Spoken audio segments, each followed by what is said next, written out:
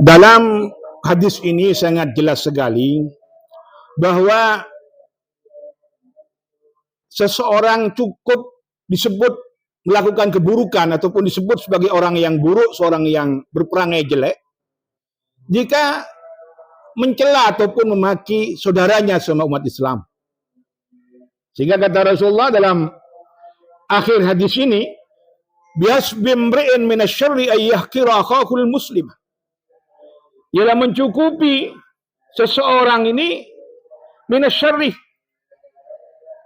Artinya termasuk melakukan keburukan ataupun kejelekan, ataupun disebut, cukup dirinya disebut sebagai orang yang jelek, orang yang buruk, ataupun dianggap orang yang memiliki perangai yang buruk, ayyahkira akhahul muslimah, jika ada siapa seseorang mencela ataupun menghina siapa seorang tadi, akhahu kepada saudaranya, al-muslimah, yang muslim.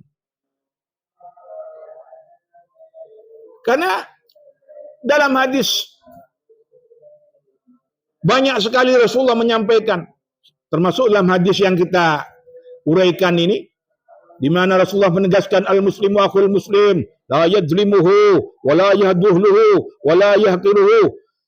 Adapun orang muslim ataupun orang Islam, akhul muslim ialah saudara daripada orang Islam yang lainnya. Ini al-muslimu akhul muslim ini penegasan dari Rasulullah bahwa kita ini sudah dipersaudarakan oleh Rasulullah dengan ikatan tauhid, dengan ikatan kalimat tauhid, dengan ikatan bahwa kita sama umat Rasulullah, sesama pengikut Rasulullah. Sehingga dalam hal ini ikatan tadi la yadlimuhu, menjadikan kita tidak boleh mendolimi ataupun menganiaya kepada saudara kita sama umat Islam. Wala yahduluhu, dan tidak mengkhianati ataupun melantarkan siapa muslim kepada muslim yang lainnya. Begitu juga wala yahqiruhu, dan jangan sampai kemudian menghina, merendahkan, mencela, memaki. Walaupun orang yang kita caci, yang kita maki ini mungkin layak kita caci, mungkin karena kekurangannya, ataupun mungkin karena dalam hal ini ada beberapa hal yang menjadikan dirinya misalnya layak memang untuk dimaki. Tapi tidak seharusnya kita sebagai umat Rasulullah mencaci ataupun memaki mereka ini. Jadi ini penegasan yang sudah sangat tegas sekali dari Rasulullah, bagaimana kita bersikap terhadap sesama umat Islam, bersikap terhadap sesama umat Rasulullah sallallahu alaihi wasallam.